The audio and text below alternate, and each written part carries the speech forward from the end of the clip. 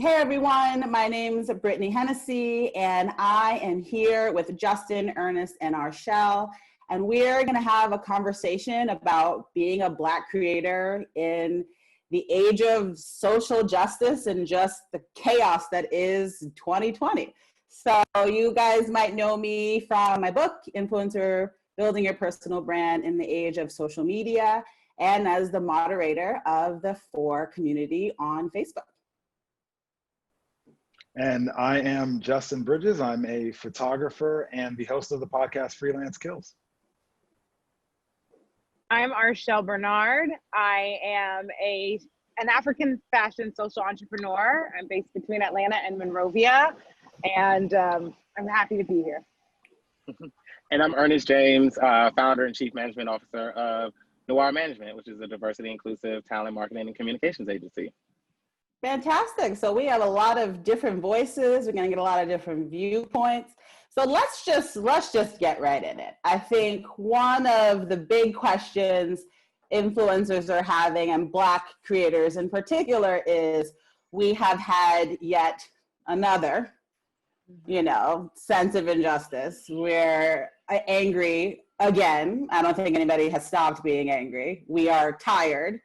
We are over it. We do not know why we are still dealing with this. So how do you think influencers can channel that frustration, that anger, that loss into content without losing the thing that gives them joy about being a creator? Because, I think people, want to get their voice out there. They want to give their messaging. But at the same time, there is a reason why plenty of influencers are not social justice warriors. They are cute fashion girls, cute beauty girls, things that aren't too high stress. A lot of influencers have very light social activity, lighthearted social activity.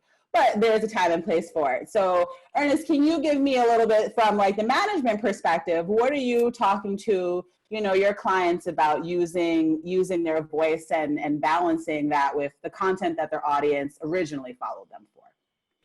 I think it really goes back to why you become an influencer, right? It's you want to authentically and intentionally engage with like-minded people. So a lot of my clients are like, listen, I may focus on fashion, I may focus on beauty, I may focus on wellness, but I am still a Black woman. I am still a Black man. So this is what permeates in my just everyday life. If I want to work out in a park and film a tutorial on a quick beauty set, is someone going to call the cops because I don't have a permit? These are things that we just have to think about, as being a Black creative and just as being a Black person in general, living what we would consider everyday life is a challenge and it's very deadly. So for my clients, we've just had this conversation of you have to speak on the things that make you authentically you. You are a Black woman. So if a Black woman is being killed and there is no justice, you have every right to speak on it because your audience is really coming to you for sometimes comedic relief or just relief from the world, but they're also coming to see, how is my influencer, someone that I look up to, how are they dealing with this?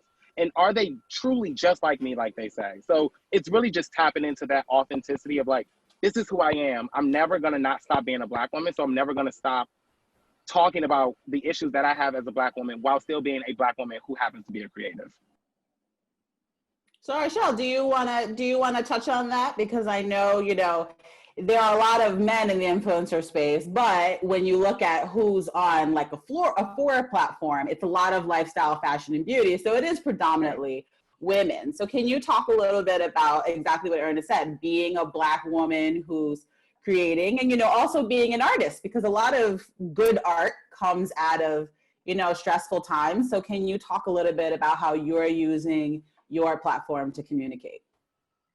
The most interesting thing that I talked to my mother about this week when we watched the video was how privileged I feel to be in a time when I can make a living off of my art as a Black woman, and I can bring others along for the ride, and I can also help other people make an income being creative. And I think that it's something that we can't say, okay, I get this space to be able to create, and so I forget about what is painful, what I'm going through, what I'm feeling. So it's we have a privilege because we can work in this space, but it doesn't mean that we abandon, you know, the hard things that are going on in this world. And when I see any of these people who are being shot, I say, you know, Sandra Bland could have been me. So Right. it's not something that I can ignore. Watching somebody die early who could have been me, right? Or when I see another Black man get killed, and I think that could have been my brother, you know, so you can't separate it. And I know that we have these great followings in this glamorous life, and you can't separate it because that's not authentic to who you are. So as Black women, we always feel we have to lift everybody, and I feel that we take on the community and a lot of that pain. And I think that because we are artists and creators, we can shape this pain into experiences that are relatable to everybody. And so I don't think we should lose sight of that. I know that that is inherently true to who we are. And Justin, talk a little bit, as a photographer, your whole thing is, you know, you can tell really powerful stories through visual medium. So talk a little bit about, you know, the content you create on your podcast, the conversations you're having. How are you balancing what's going on with content, you know, that's pre-planned in advance of there being a you know, there's no schedule. We're not, you know, it's just then now we are dealing with, you know, an abrupt reality, and then it's like you've got to pivot. So can you talk a little bit about how you navigate that? Yeah, I mean, I think that the important part of all these conversations is that these things have to happen in the soul and the heart, right? Like, you can't just go out and say, I'm going to go change the world if you don't feel it. And so everything I bring to my creativity, whether it's photography or the podcast, has always been focused around diversity, because that's what I always thought was the most important fundamental thing of being a human being. And I think that if you haven't arrived at that point in your own creativity, then you have a lot more work to do to get to that point in the first place. One thing I would add here is that I'm sort of looking at all this kind of like how Aurora James has the 15% pledge. Mm-hmm. I know you had mentioned earlier about sort of a lot of people have this lighthearted approach to Instagram. I'm here to be the person to say, I like to challenge everybody to have the sort of the inclination and the desire to hold that space for people, regardless if you just are trying to sell clothes or trying to pitch, you know, a cool aspirational vacation. How can you always weave a diverse story or some sort of storytelling that talks to people that don't have the same opportunities as you? You know, I'm trying to do that with my portrait project called Our Faces, where I'm trying to shoot as many diverse faces as possible, get to know those people so that I can talk about those stories, whether it be with the photo or supplement it in something else I'm talking about on the podcast. When on the podcast itself, I'm talking about, I had a 4-part series called Race in America, where instead of talking about what's going on in the world specifically, I try to take it from what has been my experience as a Black man growing up, what has been, or as a Black kid, and what is my experience now as I use that lens to talk about my creativity and the things that are going on in the world. And I just think that whether you look like me or look like Archel or look like Ernest or look like anybody that has Black skin or a person of color skin, I think we all have this responsibility to step up and be part of the change, if you can truly get yourself behind believing it and feeling it. And what do you guys think about, you know, I think for me, when I've noticed since the beginning of March, really, with coronavirus kicking off, like what has been known as whatever this dumpster fire of a year is, you know, that's how I'm looking at it. I have just stopped creating as much. You know, I have certain things that I do business-wise because, you know, I have a son, I have home, I have expenses. But I would say in terms of like creating just for like the joy of creation, I'm not in it, because, you know, I just feel like, I think part of me feels like, do people really care about this thing I'm about to tell you? Like, people are dying, you know, people are getting murdered in the street. People can't visit, you know, people can't go to funerals because of coronavirus. Good Lord, we have an election coming up and America is, again, not going to do the right thing. You know, I just feel like, you know, I just feel sometimes that just the content is just frivolous. And I think a lot of creators, you know, there are creators who have managed to balance it. And Glow Graphics, Gloria, I think is a fantastic, you know, she's got, you know, her breaking off doors in luxury hotels and like, you know, Bali right next to, you know, am I racist if I only have one Black friend? She has figured out how to just do both, which I think is great. But I think it also comes from her strength as a storyteller, which is through, you know, graphic design. Ernest, I know you had talked a little bit, you know, pre-call about influencers being like their authentic selves. And as much as I want to pretend like influencers are these, you know, deep ocean beings that just have, you know, layers on layers, what about the influencer who maybe she is a bit shallow, you know, because I think it's very easy, especially when something is as difficult to face as Sandra Bland could have been me. That's something that, you know, I think as Black people, we're carrying around on a regular basis. So a lot of influencers feel like, can I have a place where I don't have to carry that burden? Like, can I just be, and I feel like that a little bit, you know, when I post, I did a pricing seminar to talk about, you know, the disparity between Black and white creators getting paid. And I donated all the money that people gave to the Bail Project. So that was how I, you know, use my platform to give money to people who are much better at handling this than me. But I don't post too much about, you know, activism, because for me, I do so much of it like in real life. I'm just like, can I just be silly on my Instagram? Like, can I just post my memes? Can I live? Doing the work. So, right. So let's talk a little bit about that. Let's talk a little bit about, you know, because so many people's activities are performative. And and then what also ends up happening though, is if you are not out there putting on a show, people think you're not doing the work, which I know a lot of influencers who don't post anything because they're busy phone banking and volunteering, and they're putting in the time. They don't need to be on Instagram showcasing what they're doing. So can you talk a little bit about conversations you're having with your clients, and you as someone who posts on Instagram, what are some things people can do who maybe aren't so deep, you know, and if they post, it does come across a little shallow because plenty of people are shallow. And what about people who don't necessarily want to post all of that on social because they're either doing the work in real life or they're trying to keep some space where they don't have to feel the burden? Because we're carrying the burden 24/7. Some people just want a break.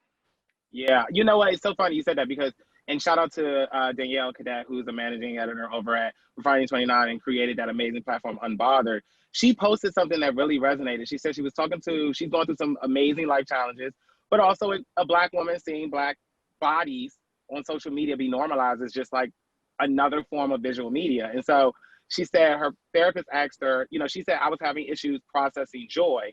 And my therapist said, we should all, as Black people, ask, why is it easier for us to process trauma versus processing joy? And so as Black people, like you said, right, like we're constantly, this isn't anything new. Like we know what fucking time it is. We've seen this episode before. It's like another body on the street, another body on social media, another body in a timeline. And what we've kind of figured out is how do we normalize the feeling of that could be me to how do I keep my job because I am a mother, I am an entrepreneur. So like we've kind of figured out how to process trauma to not scare white people into thinking we can't do the jobs that they hired us to do. And so right now, because everyone's at home, everyone's sitting around amplifying what they are or aren't doing.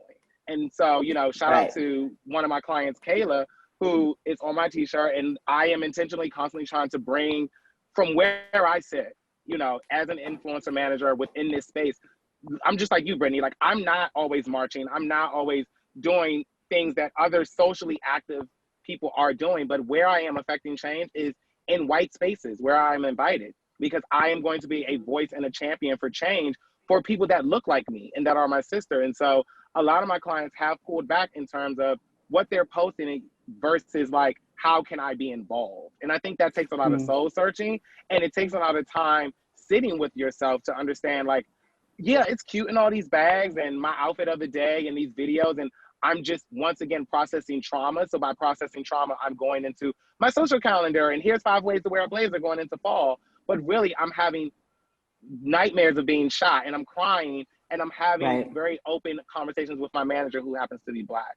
So I think it's a conversation of people are now seeing how traumatic Black death is for Black people and how we push past that by just normalizing moving forward in fear of not being able to continue to work. Justin or Archel, you want to comment? Go ahead. I want to say, you know, George Floyd was killed May 25th and my birthday was May 29th.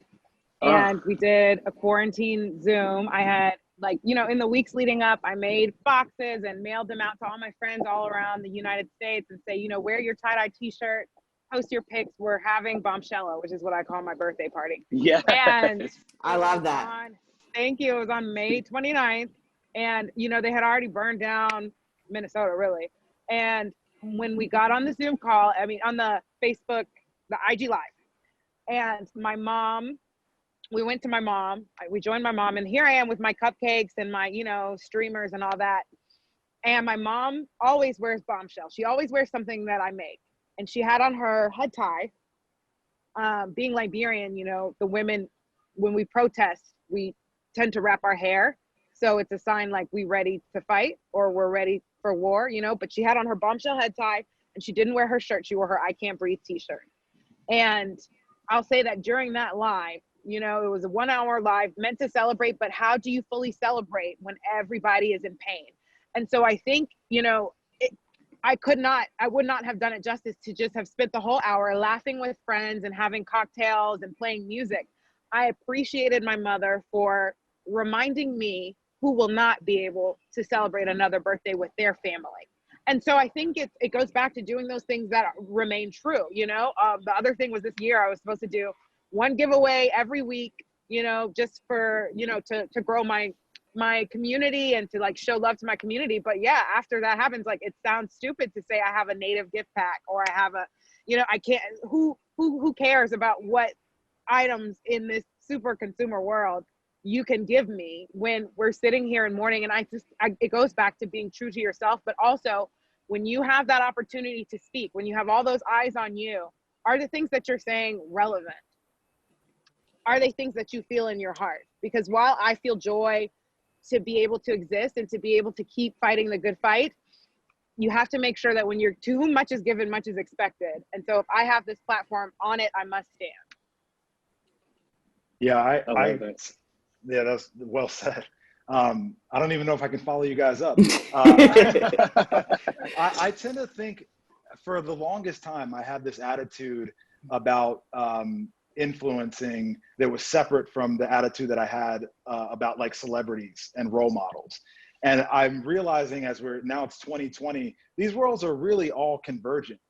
And if we can go out and cancel a celebrity or whoever because they didn't participate in, or because they did something wrong, something that we believe wasn't the right behavior or whatever, then I think we can apply that same rationale to influencing, because it's just like, it's kind of like the Blue Lives Matter. So I'm all over the place. It's kind of like the Blue Lives Matter thing.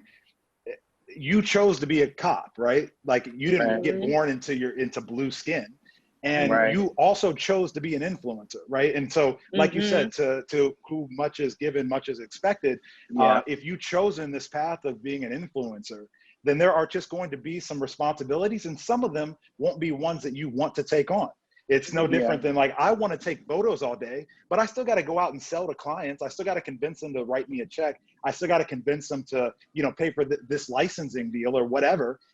Those are things, these admin things I don't want to do. And maybe social change isn't this thing that's baked into what you thought you were going to do originally, but you damn sure are going to have to do a little bit of it now. And back to your question about whether or not, you know, influencers should have to, if they're doing the work on their own and in private, whether they should feel compelled or not to actually showcase that on Instagram or on whatever social platform they're on. I truly believe it becomes less of a question if you know you're right with yourself. Because if there's a bunch of people talking stuff about you on Instagram or social media somewhere, and it's usually the Yelp section, it's not everybody. It's like a couple people that really have an attitude. Then you know confidently you're fine. it's going to be okay, because your core group of people that follow you, you know you're putting out the message, you know you're being authentic to yourself, and you know you're doing the work. So whether you put one post up or 20 posts up, the message is going to get out that you actually care and are actually standing for something. But I think the people that are worried about it the most are the people that don't have this, like you said, maybe they're a little bit more shallow and they don't have this thing baked into their soul. And so that becomes more of a question. I would much rather them just keep doing the lighthearted stuff than doing something performative, honestly. And Right. that's just a choice that you're going to have to make. And that's just the responsibility that you have as an influencer in 2020. The world has changed. It's not like it was last year. So if this was happening or if this didn't happen this year, maybe you could keep on going with your lighthearted stuff, and the rest of us would be trying to figure out how to still push change. But it's 2020. A lot of people are dying, and it's more public than it has ever been. And so you got to decide, are you going to participate or not? And I know that's challenging, but that's just real talk. Yeah, it's tough. I think, one of my biggest problems is like having to, and I say this all the time, I'm like, I'm not going to be screaming Black Lives Matter from the rooftops, because I don't even want to give any credibility to people who thought this wasn't a thing. Like, I'm not even going to justify your ridiculousness with me having to state like water is wet, So I think, for a lot of people, it also becomes you want to advocate, of course, especially if you have the platform, use your platform. But at the same time, people are thinking like, how much credit are we going to give to these ideas that are ridiculous? When people are out here like, I'm not going to wear a mask because coronavirus isn't real. I'm not going to spend time arguing with you with a freaking mask. Like, I'm just going to look at you. I'm going to check you off as a complete idiot. And please don't talk to me ever again, because I don't have time. And I look at anyone, all lives mattering, blue lives mattering. Why do you have to, that's racist. I don't even process that, because I think, as influencers, and influencers tend to be people who are vocal, whether that's a handbag, a vacation, whatever it is. They're people who have opinions and want to share them. I think there's this added bonus, or this added pressure, and you see it happen a lot in the comments section, to try and educate people. And I think, a lot of what is draining for people, no matter what the issue is trying to educate people who are not just ignorant, because ignorant people can come around, people who are aggressively stupid. That's what my husband and I say. It's like challenging like the aggressive stupidity, like people who are wrong and just loud and in your face. And it's like, you're just not even correct. Like, why are we talking about this? So can you all talk a little bit about, and of course, depending on the type of community you've cultivated, you might not have any naysayers in your comments. Like, I'm very no nonsense and will clap back in my comment section in a minute. So people know, like, this is not a welcome space for any sort of ignorance, animosity, like I'm gonna embarrass you. So let's not do that here. But, other people who maybe have gone viral for something they've said, and we can even add in, our allies. I'm very pleased with the number of non-Black influencers I have seen stepping up. Some of them who I thought were like shallow like a bathtub and just came through with like, I'm here to support my people. And I'm like, oh, look at you. I'll watch your stories even though the tile is this small. Let me come give you some love since you out here using your platform for good. But, they end up with a lot of, as you're saying, like celebrity stuff, like you're an influencer, stick to fashion. Or, for Black people, I think because this is our lane, we don't get that. But can you talk a little bit about, and this question's for everybody, combating people who bring that negativity into your space when you're trying to have these productive conversations? And also any like advice or word encouragement, for our allies who were using their platforms to educate a different audience.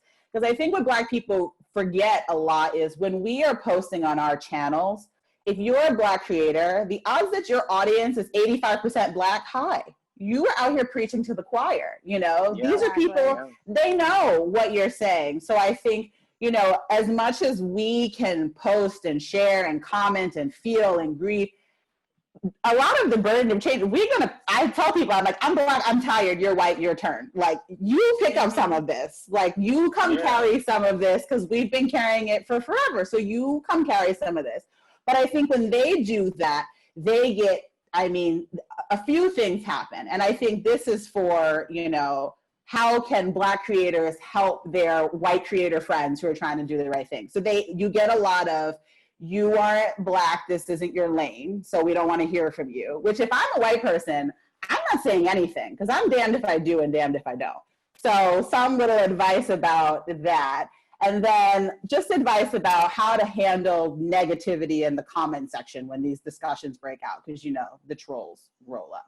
So that's my long-winded way of getting to this two-part question, which is, you know, as Black creators who are on the forefront, doing the work, posting the content, what is some advice we can give to our allies who are not carrying, you know, the mark of correction because they're, you know, they're white or not Black, and their voice doesn't have the strength that ours does?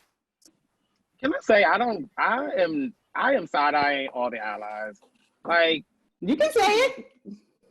Bitch, you knew what time it was. Like, this ain't nothing new. And I feel like only because we are in the house amplifying all this content are we now calling out people for fuckery. And I'm sorry, it's like, I've seen all these like non-Black creators be like, oh, Black squares and my Black friends. And it's like, but you never called out your Black friends before. You've done multiple campaigns and you've never collaborated with your Black friends before. I need people to be like Ellen Pompeo. Ellen Pompeo, 365, is married to a Black man and has Black children, and at any chance she gets, talks about Black issues because she knows she has a privilege and a platform. And I only feel like now that, you know, people feel like, oh, I should say something. You should have been said something. And so I feel like there is this idea of, you know, these brands that unless their money is, unfortunately with white brands, until their money is challenged and their way of making money and keeping their summer homes is taken away, they don't really care about Black creators or Black lives. So that's why you saw all these brands saying, we want to do better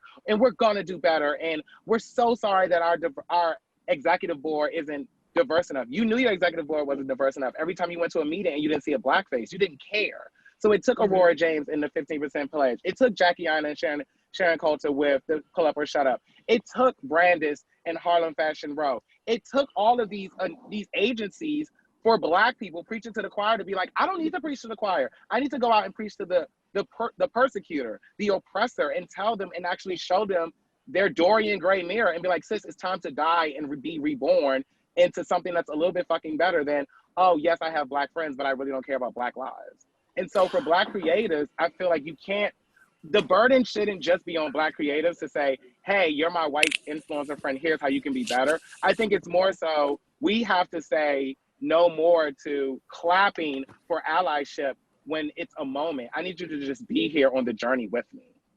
I agree. I 100% agree. Like, people should not be applauded for not being crap human beings. Like, right. you need to do what is necessary and required.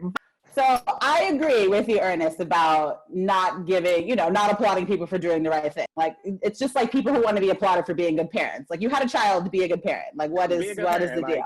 But don't clap yet, because I'm going to disagree with you a teeny tiny bit. Of course. But I wonder, you know, and not to say it equally applies, because being a Black person, like I said in the very beginning, we carry this burden all the time. It's a story of our lives. But most Black influencers were also not talking about any of this. I think coronavirus is the best and worst thing to happen for people. One, because coronavirus is the worst. But I think, you know, in general, the reason why change isn't so quick is because people are busy living their lives. And most people's lives are hard. You're working, you're stressed, people don't have enough money, they're taking care of children, their parents, student loan debt is crippling. I think coronavirus, with this free time that we've been gifted, you know, everyone has had time to just be like, let me just reassess life and just see like what's going on where I'm at. So while I agree, you know, no one should get cookies for doing the right thing, like do the right thing, I do think in general, this time is different, this period that we're in. I feel like more people are just on it because it's in your face and you have to be on it. And that, you know, I don't want people to feel like I haven't said something yet, and now that I've done my due diligence and my research and I feel like I can say something, because I've waited so long, I'm just gonna stay quiet because I don't wanna get, because the mob on social media is crazy. Like, they will cancel, the cancel culture is extreme. Like, even like, when I came to consult with Four, I was like, am I gonna get canceled? Are people gonna be mad at me? You know, and like, to be in a place where you can, you know, implement real change, but be afraid of being canceled is real. It's a real thing. And I think for influencers too, you know, especially white influencers who, they don't really have much to gain. If anything, they're going to alienate a lot of their audience.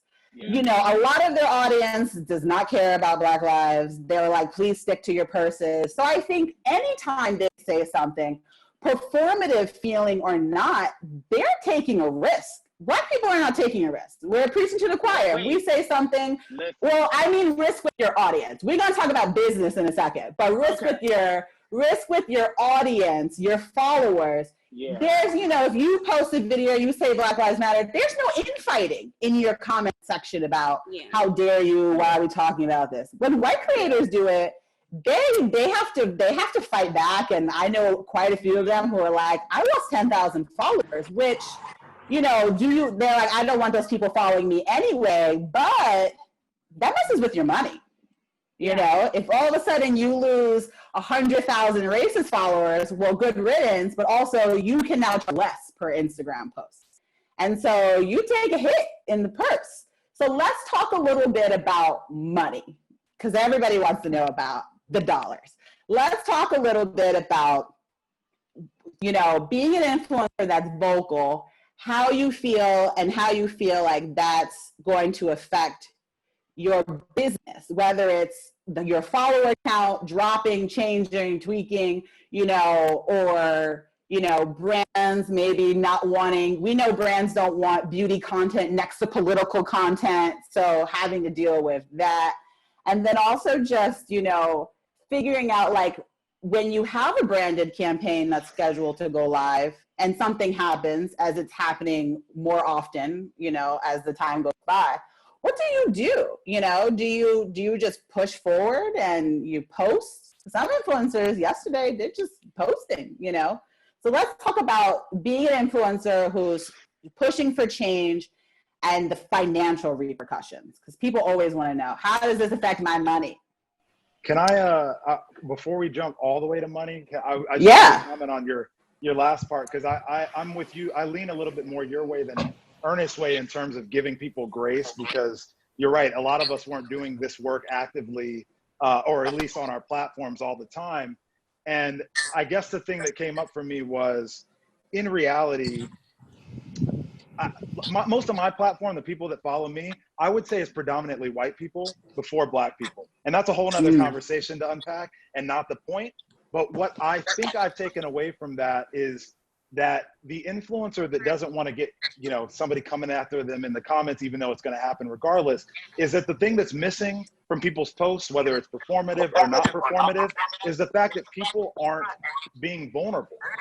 It's easy to talk about a quick experience or to talk about why you missed the mark because of your privilege. But it's another thing to actually dig deep inside and find something that actually makes you vulnerable. Like for me, and I don't know if anybody saw my post last night, because I was really heated and upset. You were. I talked about like the experiences I had hanging out with people that I shouldn't have been hanging out with when I was a child.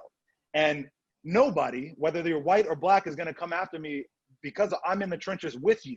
I'm not talking to you and telling you how you should think. I'm not going out there telling you, you need to change the way you're acting. I'm just telling you, this is an experience and you need to open up your eyes and see it and shine some light. And I think that's what's missing the mark. And that gets me to my next point about how should a post actually be put together? Well, if you're thinking about putting together a post just because you feel this duty to do something, then that's already the wrong approach. I think the right approach is, what am I trying to accomplish? What do I care about? And if you come from that in, you can back into what the post should be. And that might come from a vulnerable space. It might be you just doing a roundup about Black shops or Black designers you want to talk about. But you have to first decide, what am I really trying to accomplish and why? Not just, should I put up a post because I care about Black people and I want people to know I care about Black people? I think that's the problem. And then to your current question, and then I'll give up the mic, is that when it comes to the money thing, and this is something I'm realizing the older I get, and it's less capitalistic than maybe somebody wants to hear, but being an influencer is not a right, it's just a privilege. And so if 10,000 people or 100,000 people not deplatform or stop following you because they end up being racist or they don't care about your 1 or 2 posts about social change, obviously good riddance. I mean, I think we all feel that way, but more than ever, I know those same influencers that would be mad that somebody's taking money out of their pocket are the same influencers that probably care and raise the flag about whether Nike or Adidas or somebody else is doing something wrong. So you can't sit on both sides of the divide. You actually have to care, and you can't want to derive your money from some racist assholes. And that's just, I mean, to me, at the end of the day, that's just it. I never, and this gets really personal, I don't think that I deserve to make money specifically off of just being the person that I am. I do believe that I deserve to make money because I've added value into the world. And if I'm adding value into the world by doing something serviceable, that's the point. And if I no longer can do that through Instagram, and I have to get a regular job, and I know this is very personal, then I would just go get a what we call a regular job. And that means non-digital, whatever. And honestly, I might be different than anybody else in this conversation, but if I lose my platform tomorrow, I'm just gonna go be a hostess or a server or punch tickets at a movie theater or do whatever I have to do. Because if I can't, at the end of the day, be a person for humanity, I don't know if I want this. And that's a very personal choice that you have to make. And I'm only putting it out there as a challenge, not as a, you must do what I say, but I just figured it was worth saying. And I just want to defend myself and make sure that, I'm not saying in any way, and, I am dealing with a lot of like raw emotions, I think, as we all are, right? Prior to this call, I was explaining it to James. Last night I had a nightmare that I was literally shot. And I woke up crying, and it still makes me emotional, but this is the reality that Black creators and that Black people are dealing with on a daily basis. And so it's really hard to sit in a space and a place when your job is to create and influence. And if I look at my clients and they're saying, how do I influence change? By doing and being who I am, right? And so all I'm saying is, in these spaces and places where we are asking other people that aren't at the church and aren't a part of the choir to just have an honest conversation with themselves about the experiences you personally have with Black people. I'm not asking white influencers to hop on Instagram and for the next 30 days only post Black influencers. I'm asking you to personally get off of Instagram and look at how many times you interact with a person of color, or how many times you give money to a Black business. And then you'll start to understand what Black people feel when they say, we are systemically not a part of any conversation.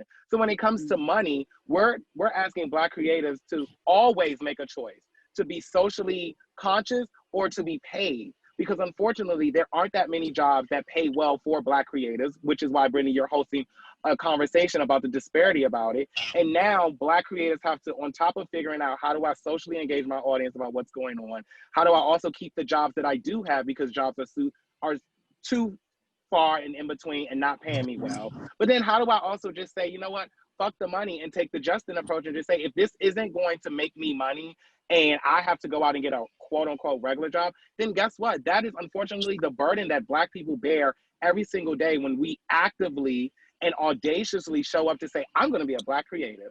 Because we don't have ancestors that were Black creatives. We are our ancestors' wildest dreams. White people have always had the image or representation of every job imaginable. We are creating jobs that people that are going to look like us 20 years from now and say, this is an industry created by a Donyé or a Justin or a Brittany or Archel or an EJ. They're going to have our blueprint to say, I can be that. But white people don't have to challenge themselves to say, well, if I talk about social justice, I'm going to lose my job. No, they're not. It's if a Black person or Black creative has to now in some way say, am I too shallow or am I authentic enough with my audience? That's when they are challenged. And that's what I want people to see, the burden of living this life. And that's why I said, if white people lose followers, oh well, I'm losing money every single day because my Black creatives still can't find jobs. If someone comes in their comments, oh well, because there's a risk for my Black creative to go out and shoot in a space in a place where someone may challenge if they have a permit. I just kind of want to take the context of what we're talking about and just make it larger in the sense of like, we're not just talking about influencing and creating, we're talking about Black creatives living. And then that's thank you for coming to my TED Talk. Yeah, no, I agree with what you're saying. You know, I think that's really what ends up happening, you know, when we're in this space. You know, it's a privilege to even be talking, to have this conversation. You know, plenty of people cannot imagine a world in which they can make their own hours. They're like flying all over the world. You know, people look at influencers and they're kind of like, your life isn't even hard. Like, oh, boo-hoo, you can't work with this brand because they don't have any Black people on their board. Oh, so sad.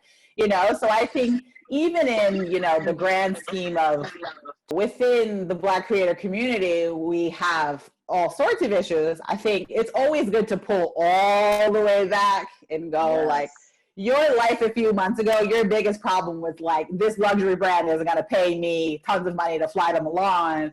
Don't they know I have other things to do? So I think just this space that we're in, it's just wonderful to be in this space. And I think when you're an influencer, we spend so much time, like we have like influencer world problems, which when you step out of our bubble, people are like, that's your biggest problem? Really? This is what you're dealing with, you know? So I think in general, it's always good. Everybody knows this, but it's always good to just have, you know, that moment where we just go, at the end of the day, a lot of us are really taking photos for Instagram, you know, and as good as they may be, you know, and as much as you are putting out the message and, you know, navigating your, you know, building your community, we have very lovely, lovely jobs in comparison to a lot of people. Oh, go ahead, Archel. I was just going to say that while I hear and honor and recognize everything that you guys are saying, for me, to be honest, it's felt kind of good to know that I'm not alone crying in my car and then putting on a good face to go out and hang out with my white girlfriends, because it's always, you know, there's so many Black experiences, right? And me as the African girl, refugee, you pull all these characteristics of me and they have never been welcomed as much as they're welcomed now. Do you know what I mean? My perspective has never been, and even if it's just for a short time, right? The fact that, you know, I saw people post their Black squares and then I could get in their inbox and tell them, well, you're saying this, but I want you to recall a conversation that we had a year or two ago where you could have stood up and you didn't. And they have to eat that because I'm saying it and they're listening to me. Whereas had none of this happened, I could say, you know what? I felt like this was not you being an ally, right? And they would have been combative. So I think that a lot of this has forced people to look into themselves and say, how can I make these changes? And I want to see who's just posting the Black square and then nothing after that, right? So that I can know where your heart is. And it has just felt good to feel like I can be one of the girls, not just I am the Black girl. Do you know what I'm saying? In that space. And the business opportunities that, I mean, have truthfully opened up for so many of us because now our voices 1,000%. Are being valued, whether it's just for, you know, I, as a brand, I need to show that I have Black people on board or whatever. I'm going to go in there and I'm going to knock that work out of the park. You're never going to see something that's that amazing, you know? And so if I've been given this opportunity just as a way for you to atone for all the bullshit that you put forth before then, at least that door has been opened for me. And I'm going to do whatever I can to make sure that I kick ass so that the next little African refugee girl who looks like me, who comes up in this space and says she wants to do something, you'll say, I think she can do it because I've seen it before. Yes.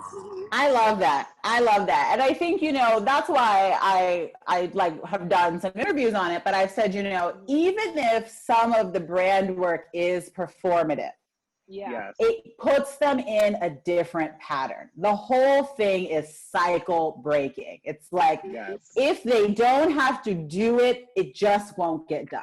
And sitting, you know, in like sitting like I've booked for pretty much every major beauty, fashion, travel brand for like all the big magazines. And a lot of the times it wasn't really so much, you know, people not wanting to, because lots of times I would get brands who come and they're like, we need lots of diversity on this list. Do it. Like, do not, or brands who have said, we have our white girls, don't send us not a single white girl on your list. So there are plenty of brands doing it. But I think, you know, brands also get caught up, and I've had this experience booking for them, in the cycle where people don't want to be first. You know, if a brand, for whatever reason, never had Black creators on the feed, whatever reason, now there's a new social media manager who's like made it their mission to like push inclusivity, which it has to be a personal mission, because everybody hates their 9-to-5 job. Nobody wants to be here. I'm barely getting the work done that I need to get done. And now I also have to like be their diversity beacon in the office. Like, it's exhausting. I'm not getting paid extra for that. Diversity and inclusion is a real job that people make a lot of money for. You know, this is just like added title. So you're pushing that, you know, but then I would reach out to people and a lot of the responses would be, well, they don't have any Black people on their feed and I'm not going to be the first one. And I'm like, but how am I supposed to get Black people on the feed if you won't take this job? Can somebody please be first? So my point there is a lot of it may be performative, but when a door is open, like, people need to walk through it. Because if the door closes back, it's like, we opened the door, nobody came through. So as much as it, you know, you can always weigh a brand's intentions, but at the end of the day, if you can be the first Black girl on, you know, this Southern jewelry feed, go be the first Black girl on the Southern jewelry feed, you know, share it. Your post is gonna kill it. It's gonna convert. It's gonna have high engagement. Then what happens next? Here come all the other, because at the end of the day, metrics and money talk. We know this. We know this. Yeah, and people, my husband always says this, when people fail, they want to fail conventionally. And so no one wants to say, let me go and put all these diverse creators, even though we've never done it before, because if it doesn't work, everyone's like, well, how come you didn't just stick to the model we had? And so, you know, I think a lot of people, we forget, even at these brands, this is somebody who's answering your email who doesn't even like the job. They're just trying to get to the next brand, to the next company where they really want to work. And they're just like, now this is also part of my job. So, you know, it comes back to those things where like, there are missions here and there are levels to what everybody's doing. But at the end of the day, everybody involved is a person who's got problems. You know, the money thing, to circle back and to give some non-POC influencers some encouragement here. I wanted to add that, you know, Ernest, you brought up a good point. Like, before all this, like me personally, I talk about social change all the time now on my Instagram. Beforehand, I never did, because mainly I was afraid that if I cause too much of a ruckus, somebody's not going to hire me, and all my clients are practically white, right? But then I discovered Pierre Moss. They're one of my biggest clients now, and I work with Kirby over there, and he showed me the blueprint, or at least he gave me the inspiration that I could be who I want to be and still be able to be successful in this world. And I just had to say, you know what? There's some people's money I don't need to worry about. And I'm not saying that works for everybody, but the encouragement here is when a white influencer goes and says, well, what if these brands no longer want to work with me? Then I would just inspire them, or at least encourage them to have a little bit of courage, because on the other side of doing the right thing, on the other side of stepping up and just having the courage to fight through this a little bit of discomfort while you try to speak up for something that really matters, on the other side, you're going to find some new friends. And it just so turns out that we spend a lot of money on all these brands that are worried about what, you know what I'm saying? So it's not it's not like a zero-sum game where you start talking about social influence and you lose influencers, because you might lose 10,000, but you might get another 10,000 of us. And we are your biggest cheerleader. You know, something interesting too that's happening right now with me. I know the rest of you guys know I'm opening a store in Atlanta, in an area where I watched this area evolve. I watched them move all the Black people out to build this nice shopping district. And so this area is a point of contention for Atlantans. And so me being the first Black clothing store, or the only one right now, it matters but also I know that the community is not going to let this fail, because Hell they no, are girl. going to see, they're like, you know, just us putting it out there, and the fact that we have the space, rotating space for Black women designers to come in the store and have access to this, the shoppers who make well into the six figures in Atlanta.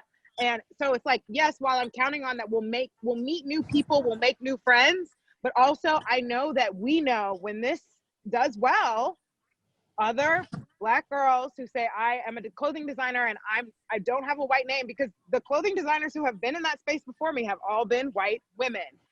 They will say they have this chance too. And the community just having your back, when we hold you, we will not let you fall. So let's close it with this last question. In this time where, whether it's health news, political news, social justice news, whatever other tragic wildfire storms, in a time where we're just getting hit with life a lot, what are your thoughts on sponsored content, and when to, because this goes back to the letter I wrote, when to pause a campaign, when to skip something? And you know, it all comes down to contracts, so we're not even going to get into that. We're just going to talk from like a moral standpoint. You know, how soon after a major flood or a major tragedy or a shoot, like how soon can you go back? Because I think that's, you know, for some people, we do it, we process, we go forward. For other people, some people have a hard and fast rule. I got to wait X amount of hours. What are your thoughts on just, you know, people have content schedules that go live. We cannot foresee what's happening. When you end up in a situation where you feel like maybe this content isn't well received or tone deaf or just doesn't feel right posting, how is everybody handling that?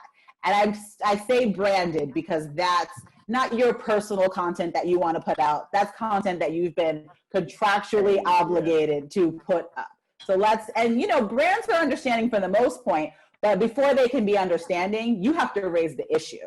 So let's talk about raising that issue. When do you raise it? How is everybody handling that, whether it's you or your clients?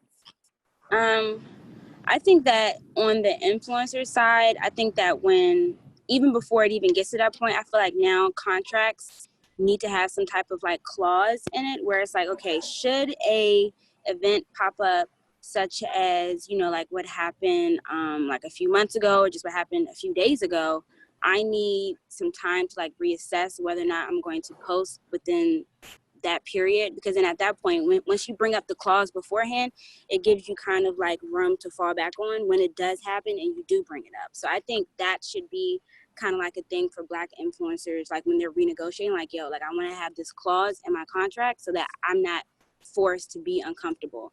And then on top of that, even when it comes to when is a good time, I don't think it's a cookie cutter time to say like, okay, after 48 hours, because social media kind of drags things out. So like with the case that just happened 2 or 3 days ago, yes, it was 2 or 3 days ago, but every single day it's going to be new news that resurfaces that makes it feel like it just happened again. So like with the guy that just walked by with the shooting, it's like now that issue is now brand new. So I don't think that people should put like a timeline on it. I just think that it should just be kind of like a discretion thing, and let the brand know that, yo, like if you're hiring me, you got to trust my discretion. Like I will post it, but I'm letting you know like right now, like it's not the good time to do it. So I feel like it's just something that people should kind of scope out and just look at from a 360 point of view instead of just pinning it down to just, yeah, I'm going to post 48 hours after this or whatever. Yeah, no, I think that sounds excellent. I think that's excellent advice. I also have had brands reach out to me and say, you know, hey, we know that we said we had this due at this time. We understand if you feel like you are not at the moment able to fulfill that. And those are the brands that I want to build relationships with and continue to work with.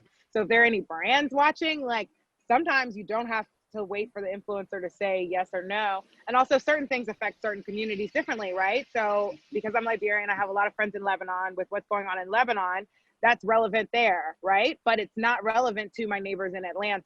Do you understand? So I think that, you know, it also matters. That matters. And I think that really it all comes down to do what feels true. Do what feels comfortable and true, because I know while my mind is consumed with certain things, I cannot go forth and tell you about the frivolous things that I have. And so I think that just as creators, do what feels true, and sometimes that can lead you to do even better work. I saw a sponsored post today for flowers, for I think like 1-800-Flowers, with an influencer selling a floral arrangement. And so maybe while it could have been saying, you know, bring summer fun in your home and blah blah blah, her copy was about, you know, send flowers to somebody who you're thinking about right now. Send flowers to a friend, send flowers to somebody who may be going through a tough time right now. Even honestly, it could have said send flowers to somebody who you know has gotten over coronavirus. But that felt true, right? It was a paid ad. She fulfilled what she needed to do, and it felt true to what's going on now. So I think that if the show is going to go on, pay attention and really just be true to you, because when you do that, you only knock it out of the park. Like everyone has been saying, and like we said, like we're all talking about this issue. Would we have been able to do this before? Who knows? But I think there's two things that's going to happen, right? There's going to be grace that brands are either directly or indirectly going to give to influencers. And there's going to be responsibility of narrative, where influencers will now be able to drive the narrative around how they actually promote that said branded content. I think a lot of times the scopes would say, this is what we're looking for. Say these like lines. And now what brands are just going to give are key ingredients and key just brand messages, and say, please authentically engage with this product in a way that is true and intentional and engaging for your audience. So to Archel's point, it's going to be the 1-800-Flowers is going to say, promote our services, but promote it in a way that's authentic to what's going on. And, you know, with Donyé, it's like, if I know that this influencer needs time, I know that when they do post it, they're going to make it relevant to what the time they took meant to them and why they have excited to partner with this brand. And so I think what we're really going to find is really great intentional strategic alliances, where brands are going to find influencers that they truly believe that they are partners with, and that they say that they are engaging with our product and our campaigns in a way that are just truly intentional, authentic, and really just set the tone for how we really want to use our dollars. Like, we want to promote brands and shop at spaces and places that understand that the show must go on, but when it goes on, we are very conscious and aware of how everyone is being affected by what's going on. Yeah, and real quick, I want to shout out Adobe, because they hit me up about 2.5-3 months ago for this campaign. Adobe literally put the entire campaign on hold for like a month, pushed it back, because they was like, you know what? Just to be transparent, we don't really know how to navigate this, and we don't want you guys to kind of like feel like you have to do this. And on top of that, they came to me and opened up a conversation. They was like, well, actually, how do you think we should go about this? Like, you're one of like the only Black creators that we've involved in this campaign. Like, what are your thoughts on this? And then actually listened to my suggestion and kind of like redid the entire basis of the campaign to go off of my idea to make it more relevant. So there are brands out there that do care and that are, you know, like they do have like their ear to the street, so to speak, about like what's going on. So it's just all about like just building that relationship so that you feel comfortable providing those types of things and that they actually listen to you. I love that. And Justin, we're gonna let you wrap it up. As the non-influencer in the room, I mean, I think it becomes a slippery slope, obviously, because, you know, just like Archel was kind of hinting at, there's different issues for different people. You know, I might care about stuff that's happening in Atlanta because I'm from there, but not something that happened in New York. But, you know, it just becomes a slippery slope. I think it all comes down to what is your heart? What are your emotions telling you? If this feels like the right time for you and you can actually put out sponsored content that you feel like you're proud of, that you can put a message behind and stand behind it, then by all means, you don't even have to pause if you don't want to. But I think it's just about understanding you and understanding your audience and being sensitive to those things and doing your best to sort of navigate that world and just knowing that no matter what you do, you're going to end up wrong at some point. And that's just the gamble we have as being public figures. And, you know, that's the best answer as I can give. I loved all of your answers. I want to thank everybody for being a part of this discussion. It was great. You know, I think it's gonna give a lot of people some clarity, because, you know, plenty of people are the only influencers they know, and they can't even have these sorts of discussions with anybody. They don't have a group that they can lean on. And, you know, it goes back to, Justin, what you were saying, you know, being an influencer is a privilege. And I think, you know, as an influencer, regardless of whether you're doing brand deals, you have clients, as someone who has influence in an audience, you have been chosen. You have a duty to serve those people. And, you know, at the end of the day, like, especially when it comes to clients, brand partners, you should have enough value and feel confident enough in yourself that you can be picky. Because I think so many influencers are very much like, pick me, when brands should be the ones going, please pick me, use your platform to showcase my brand, please. Like, we want your voice, your audience. I think as an influencer, if you don't have that level of confidence to know that, like, your work is valuable, the community you've built is valuable, any of your skills or voice that you lend to a brand is worth something, then that is work you need to do. And maybe you should pause being an influencer and figure out that piece, because that confidence, that knowledge, that, you know, connection with your audience is what's going to help you make a lot of these difficult decisions. Because everyone's mentioning be true to you, do what feels authentic. But before you can do that as an influencer, you have to know who you are and what is your purpose, even being in this game. So we are going to post this in the For community. I am sure there will be comments galore under this video. So please, all of you, engage with those, talk to people, leave your own comments. If you watch this and go, I should have said X, Y, and Z, feel free to drop that in there. And thank you, everybody, for watching. I'm sure this will not be the last conversation we have to have, but hopefully it will be, the next one will be on the joys of being a Black creator, because there are a lot of joys. We move $1 trillion worth of money, so we're going to make sure that we don't only have these conversations, like Ernest said, when we have to process trauma. Let's also, and as Archel said, let's also have these conversations when we going to process some joy. Yeah, we're going to make sure next one has got some joy in it. So I will let you guys know when that is. Stay tuned for that. But thank you so much. This was great.